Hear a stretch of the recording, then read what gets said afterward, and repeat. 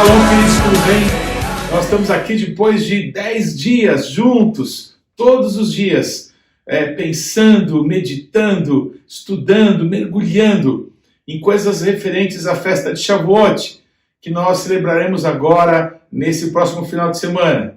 E eu escolhi para esse último tema a palavra nações, para que a gente pudesse entender algo muito precioso que o nosso Deus deixou ali, naquele momento em que em Jerusalém o Espírito Santo caiu sobre aquelas 120 pessoas, para que se cumprisse um propósito no coração de Deus, que esteve presente na vida de muitas pessoas, que são personagens importantes da Bíblia, mas sem que nenhum percebesse a profundidade do amor de Deus para todas as pessoas que Ele criou, a sua imagem e conforme a sua semelhança. O desejo de Deus de tocar as nações da terra sempre foi algo extremamente presente na vida, no ministério de várias pessoas, sem que se dessem conta dessa verdade.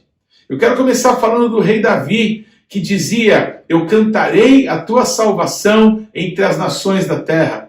Se pergunte se a salvação, ter acesso ao Criador dos céus e da terra fosse uma coisa restrita apenas ao povo judeu, por que Davi diria isso? Por que Davi cantaria a salvação? A palavra salvação é o nome de Jesus em hebraico, Yeshua. Por que Davi cantaria Yeshua entre as nações da terra, se o alvo de Deus não fosse tocar as nações? Pelo contrário, na eternidade, o nosso Deus tinha um propósito com o povo de Israel, tinha um propósito com as nações, tinha um propósito com a minha vida e com a tua vida, você que está me acompanhando. Eu quero que você leia comigo o texto de Êxodo, capítulo 32, versículo 8, uma palavra incrível a respeito do que eu quero compartilhar nesse nosso último encontro aqui sobre a festa de Shavuot. Veja comigo. Quando o Altíssimo distribuía as heranças às nações, quando separava os filhos dos homens uns dos outros, fixou os limites dos povos, segundo o número dos filhos de Israel, porque a porção do Eterno é o seu povo, Jacó é a parte da sua herança. Deuteronômio 32, versículo 8. Talvez você nunca tenha lido esse texto, ou se deparado com ele, ou pensado sobre ele, mas as nações da terra possuem uma relação direta com o povo judeu, com o povo de Israel. E por que isso? Porque o nosso Deus, Ele tomou o povo judeu como uma porção que pertence a Ele entre todas as nações da terra. Isso é muito significante. Eu quero que a gente possa fazer um caminho para que a gente possa compreender aquilo que o Senhor quer trazer de novidade, de revelação e de impulso para todos nós nesse tempo. Lembrando que depois da destruição que aconteceu com o dilúvio, em que só a família de Noé foi preservada por causa da pureza, por causa da retidão do caráter de Noé, a sua família foi guardada, de novo a terra começou a ser povoada. E no livro de Gênesis, no capítulo 10, exatamente antes da descrição da Torre de Babel, quando Deus mistura, confunde a língua dos povos, não é? Porque até então todos tinham uma só língua, não é? Estavam todos juntos. Quando Deus confunde a língua dos povos, cada um se dispersa, não é? E vai para um lugar do mundo. Então, exatamente antes dessa descrição, antes daquela maldade que estava sendo cometida ali na região da Torre de Babel, naquela edificação, o livro de Gênesis vai descrever as 70 nações. O que essa expressão quer dizer? É uma expressão muito comum entre o povo judeu, que cita os que não são judeus, ou as nações da terra, como as 70 nações. Sabemos que existem mais de 200 países, mas a figura que representa as nações da terra, biblicamente, são as 70 nações. E por que isso? Porque em Gênesis, no capítulo 10, nós vemos Noé, os seus 3 filhos que estiveram com ele na arca, o Sem, o Cão e o Jafé, ou em hebraico Shem, Ham e Yafet. Esses 3 filhos de Noé, eles têm, cada um deles, uma quantidade de filhos. Pois bem, é justamente esses filhos de Noé que vão compor as nações da terra. E se nós contarmos nesse capítulo 10 de Gênesis, incluindo Noé, nós vamos ter 70 nomes, 70 pessoas que descenderam de Noé, os seus filhos, os filhos dos seus filhos, mais algumas gerações. 70 pessoas que geram 70 nações, as 70 nações da terra. Se você nunca tinha escutado essa expressão, eu quero que você veja, biblicamente, historicamente, o quanto esse número é significativo e importante. A primeira alusão a isso é o momento em que o pai Jacó descobre que José, o seu filho amado, ainda estava vivo. E ele tinha alcançado uma posição proeminente no Egito. José tinha se tornado o governador do Egito. E ele tem lá um lugar preparado para o seu pai, para os seus irmãos e para as suas famílias. Pois a Bíblia diz que 70 foram as pessoas que desceram ao Egito. Pois aquela família que o nosso Deus criou para que do pai Abraão fosse gerada uma grande nação, a nação de Israel, aquela família tinham 70 pessoas. E eles vão para o Egito, e lá no Egito se transformam então numa numerosa nação. O que nos parece isso? Senão o fermento que é colocado na massa para que a massa possa crescer? Não nos parece isso a parábola que Jesus conta do fermento do reino, em que um pouco de fermento vai levedar toda a massa, mas fala isso comparando, não é o reino de Deus. O reino de Deus é como fermento que é misturado na massa e depois vai levedá-la toda. Pois o povo judeu, ele não foi chamado por Deus para ser um povo que praticasse o proselitismo. O que é isso? É você atrair pessoas, não é? Para o culto do seu Deus. Não. O povo judeu, ele foi escolhido por Deus para ser uma testemunha, para ter um testemunho do nosso Deus entre todas as nações da terra. E é isso que nós vemos até os dias de hoje, em todos os jornais do mundo. Todos os dias, Israel, um país tão pequeno quanto um dos menores estados brasileiros, o Sergipe, um país que tem 100 e poucos quilômetros de largura e um pouco mais que 600 de comprimento, apenas 14 milhões de pessoas, menor do que a grande São Paulo em número de população, mas um país que tem um dos exércitos mais poderosos do mundo, que é o principal país em tecnologia, em startups hoje nos nossos dias, um país que tem desenvolvido tecnologias incríveis na área de medicina, na própria área de tecnologia da informação, coisas extraordinárias, avanços incríveis que o mundo tem vivido, tem experimentado, tem sido fruto da nação de Israel e do povo judeu. E por que isso? Por que tantas perseguições? Por que tantas lutas? Por que tanto ódio contra os judeus? E por que tantas bênçãos? Por que tanta prosperidade? Por que tanto? Porque Deus chamou esse povo para ser o relógio das nações, para ser um testemunho do nosso Deus diante das nações. Por isso Deus pega 70 pessoas da família de Jacó, do pai Israel, e coloca no Egito. E depois de alguns séculos se transformaram em quase ou pouco mais de 2 milhões de pessoas. Povo que o nosso Deus arrancou lá do Egito e da casa da servidão para levá-los a possuir a terra, que sob juramento o nosso Deus prometeu dar a Abraão e aos seus descendentes por todas as gerações. É o que nós vivemos hoje diante dos nossos olhos, que desde o início do século XX, judeus do mundo inteiro começaram a comprar propriedades lá em Israel, mesmo Israel não sendo de autoridade judaica há quase 2000 anos, mas por fé, acreditando na redenção, acreditando sempre que no próximo ano eles estariam em Jerusalém, eles foram comprando terras. Quando em 1947, sob a presidência do brasileiro Oswaldo Aranha, Israel ganhou o direito de ser uma nação independente na primeira e naquela memorável Assembleia Geral da ONU. No ano seguinte, em 1948, o povo judeu proclama a sua independência e a fundação do Estado Novo de Israel, um Estado judaico, ali naquela terra que Deus prometeu a Abraão e a sua descendência. Quando há mais de 3.000 anos atrás, o povo de Israel estava peregrinando por aquele deserto, indo até a terra prometida, eles param num local, que é um local com muita significância para a revelação de Deus, para o seu propósito para com o seu povo. O povo de Israel, depois de andarem 3 dias no deserto, tendo o Mar Vermelho engolido os seus inimigos, eles encontram um local que tinha águas amargas, e lá o povo murmura contra Deus, mas o nosso Deus, através de Moisés, sara aquelas águas, e o povo se sacia, e o povo continua caminhando até que chega no local onde haviam 12 fontes de água e 70 palmeiras, um oásis. Esses dois números têm grande significância para nós não judeus crentes em Jesus, mas também para os judeus crentes em Yeshua, o autor e o consumador da nossa fé.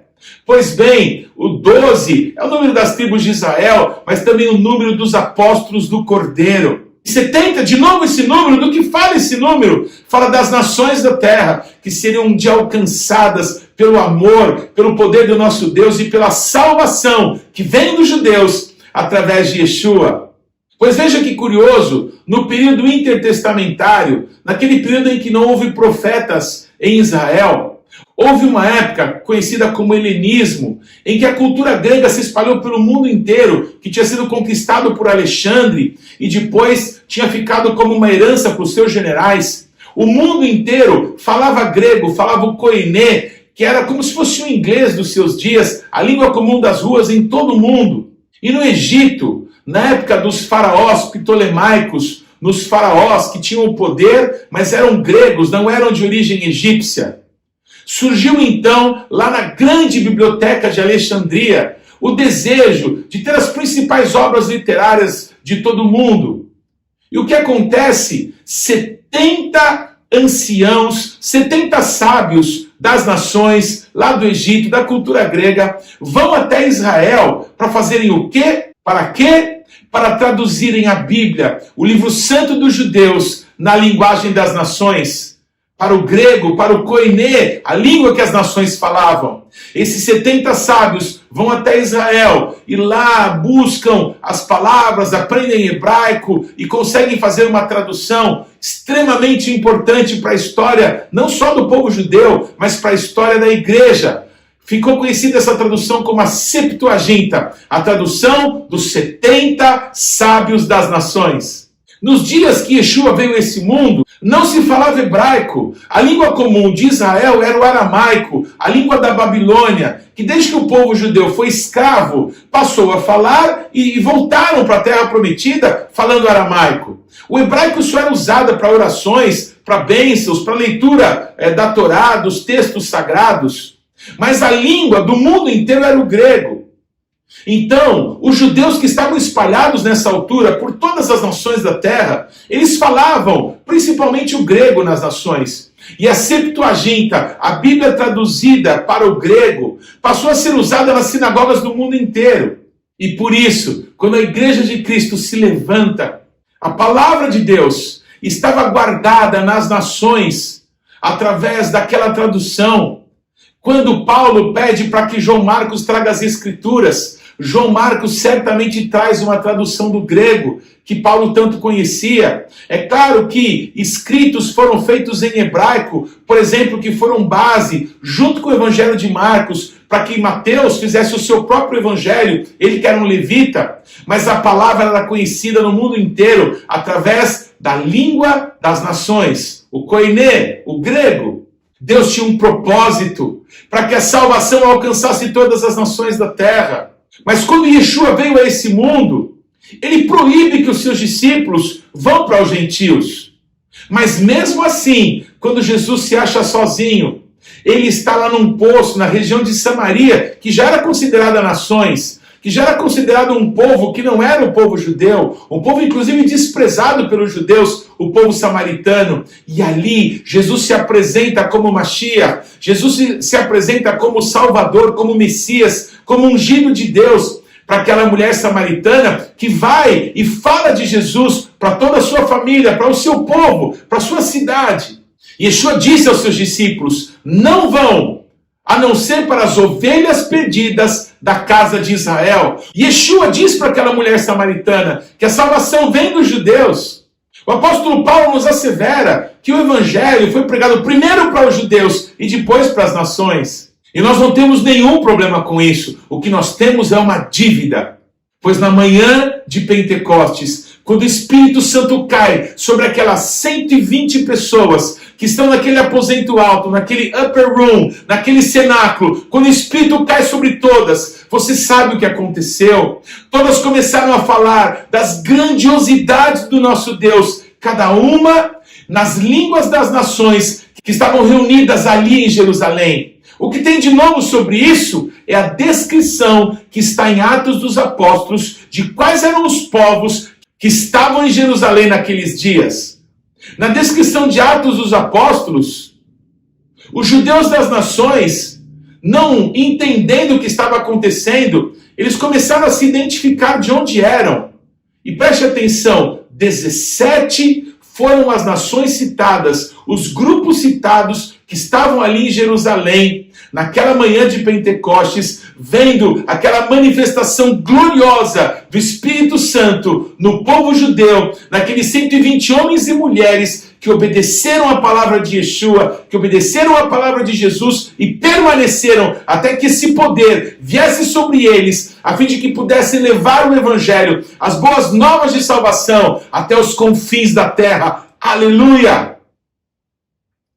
Por que esse número 17 é tão importante?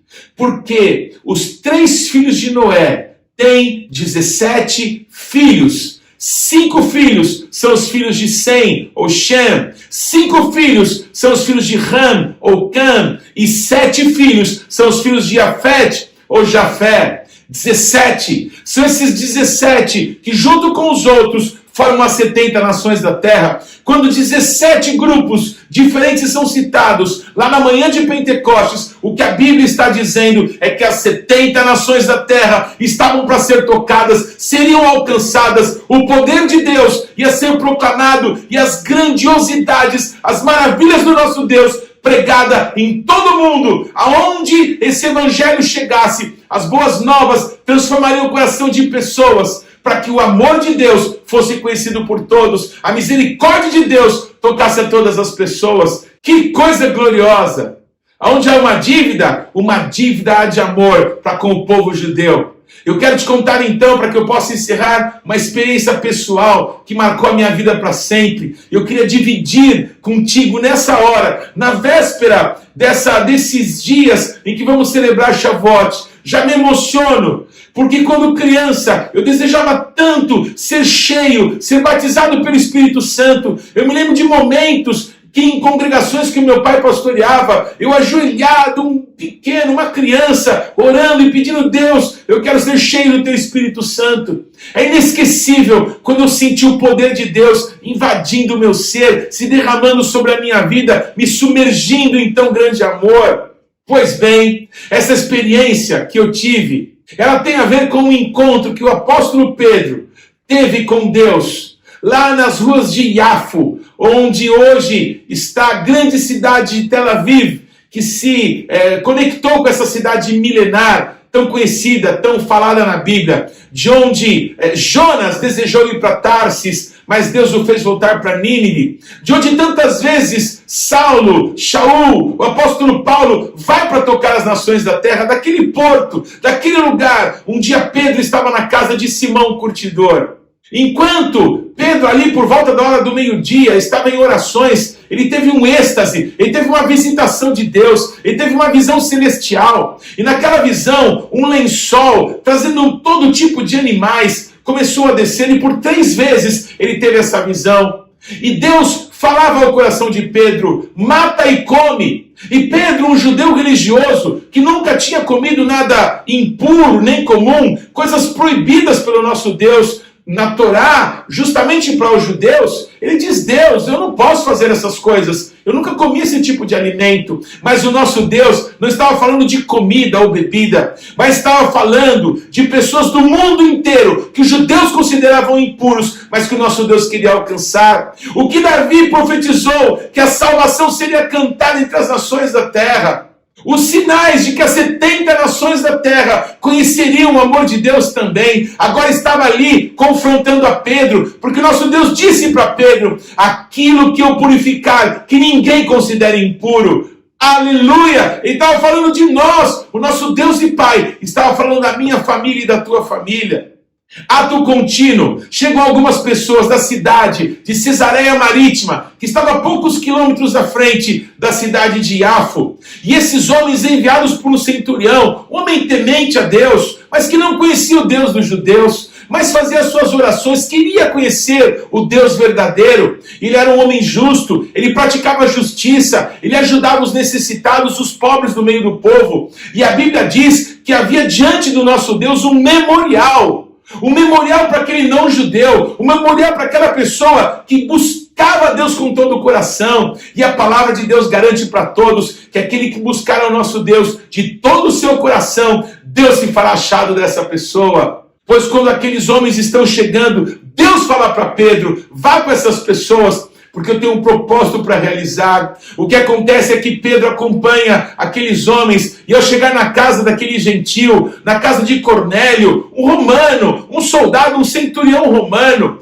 ele vê que toda a família daquele homem estava reunida, os seus amigos estavam ali, e o apóstolo Pedro, aquele judeu que andou com Jesus, aquele que esteve ali naquela manhã em que o Espírito caiu sobre toda a carne, ele que tinha pregado para uma multidão de judeus em Jerusalém, aqueles judeus que moravam nas nações, eles foram tocados por aquela palavra cheia do Espírito Santo que foi ministrada por Pedro. Mas agora Pedro prega para quem não é judeu, ele traz uma palavra de que Jesus Cristo é a esperança não só para o povo judeu, mas também para as nações. Enquanto ele vai falando de Jesus para aquelas pessoas, o Espírito cai sobre todos eles. E assim como Pedro, ele foi cheio do Espírito Santo na manhã de Pentecostes, agora o Espírito Santo começa a tocar pessoas que estão fora do povo judeu, pessoas das nações que o nosso Deus ama e aquele queria alcançar. Aleluia!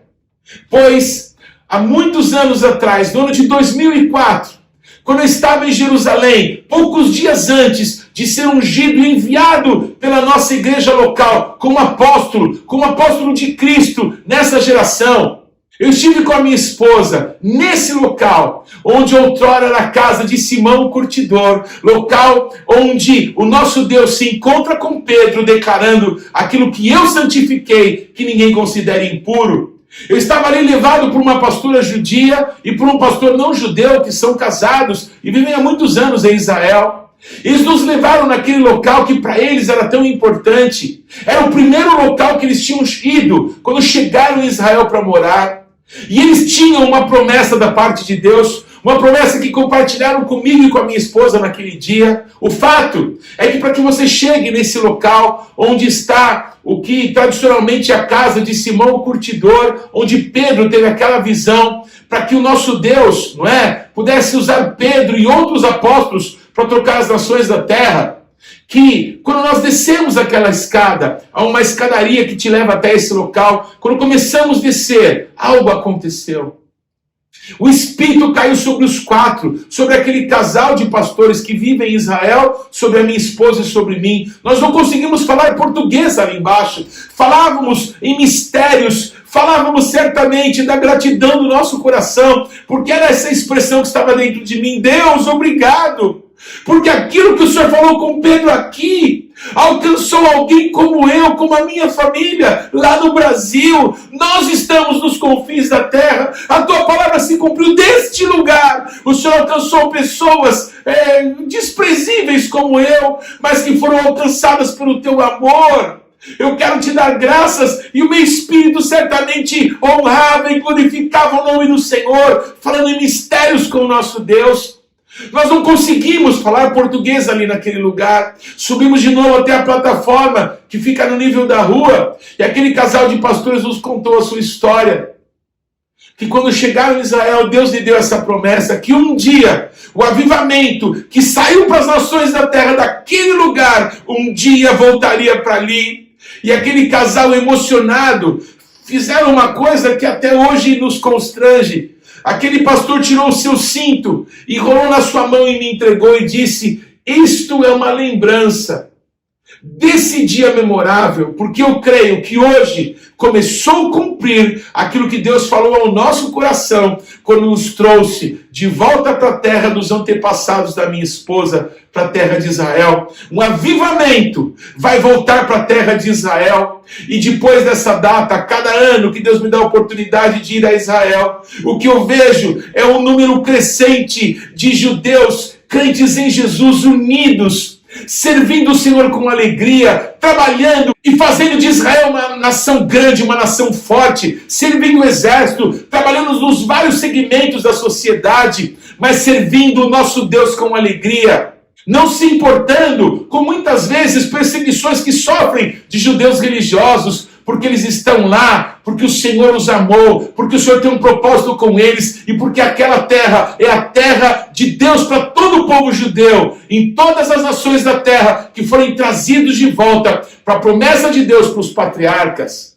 Pois essa promessa está a se espalhar por todas as nações da terra, um avivamento do nosso Deus quer tocar as nossas vidas, quer tocar os nossos filhos. As últimas chuvas para a maior colheita de todos os tempos está chegando, está vindo. Nós já podemos ouvir o ruído dessas grandes chuvas que estão chegando. É tempo de nos prepararmos, é tempo de estarmos alinhados à vontade do Pai, é tempo de sermos gratos porque esse amor nos alcançou, estarmos prontos a tocar as nações da terra, a sermos usados nós como brasileiros, pessoas simpáticas às nações. As nações gostam de nós por causa da nossa alegria, por causa da nossa música, por causa do nosso futebol. Deus nos fez com características simpáticas às nações. Em outros países, muitos povos foram morar, mas lá eles continuam segregados, continuam em guetos. Mas aqui no Brasil, as nações vieram, elas se casaram. E nós temos aqui um país moreno, um país mulato, um país com traços orientais com os olhos claros,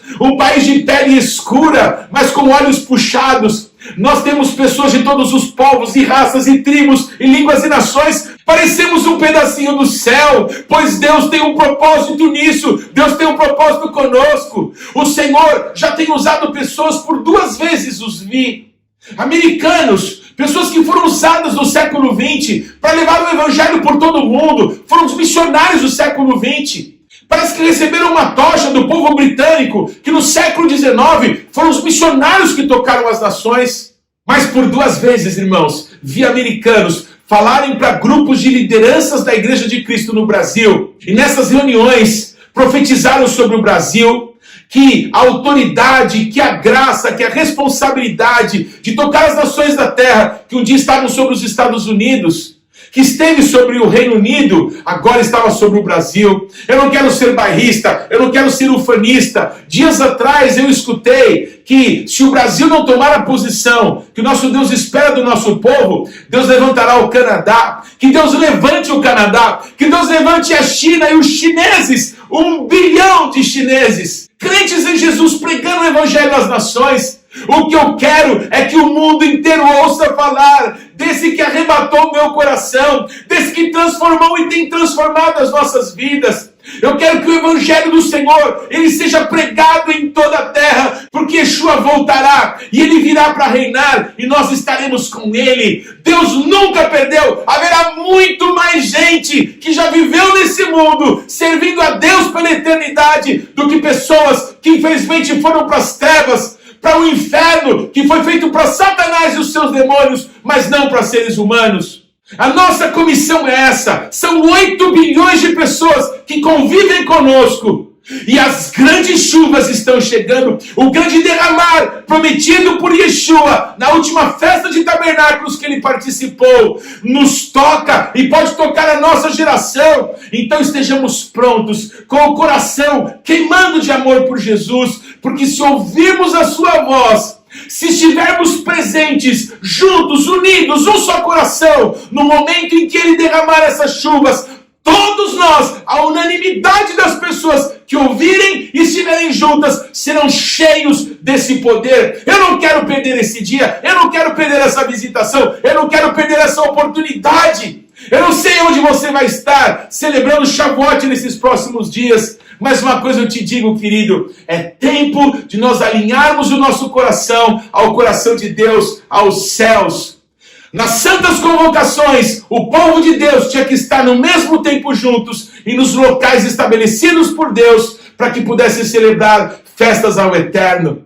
Então, para você, Hag Sameach, uma boa festa. Hag Shavuot Sameia, uma boa festa de Shavuot. Celebra o nosso Deus. Que pessoas que você ama sejam tocados ao comer frutas contigo, ao ouvir a palavra de salvação, que você vai convidá-las para que possam ser expostas. Que o amor de Deus flua, que o amor de Deus transborde da tua vida e todos nós possamos ser mergulhados no poder do Espírito Santo, no nome de Jesus, Beshem Yeshua, amém. Estou muito feliz que você está aqui com a gente, participando dessa série de ministrações até Shavuot, essa festa tão incrível do nosso Deus.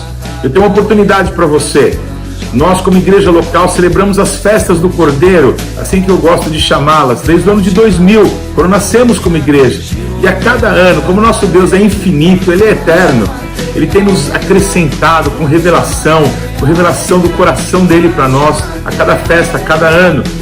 E nós temos já ministrado em seminários em muitos lugares da nossa nação, mas agora em julho desse ano, nós vamos ter um seminário sobre as festas do Cordeiro, as Hagim, como se fala em hebraico. Eu quero muito que você participe disso. Então, para isso, você deve se inscrever nesse link que está aqui abaixo, para que você possa garantir a sua vaga, garantir a tua participação. Vai ser imperdível, você vai ter oportunidade, além de ouvir detalhes sobre as festas, ter oportunidade de fazer perguntas, de tirar suas dúvidas.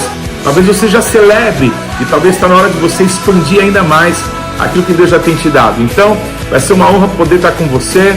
Não deixe de se inscrever e vamos juntos, porque o Senhor tem grandes coisas para fazer conosco. Shalom.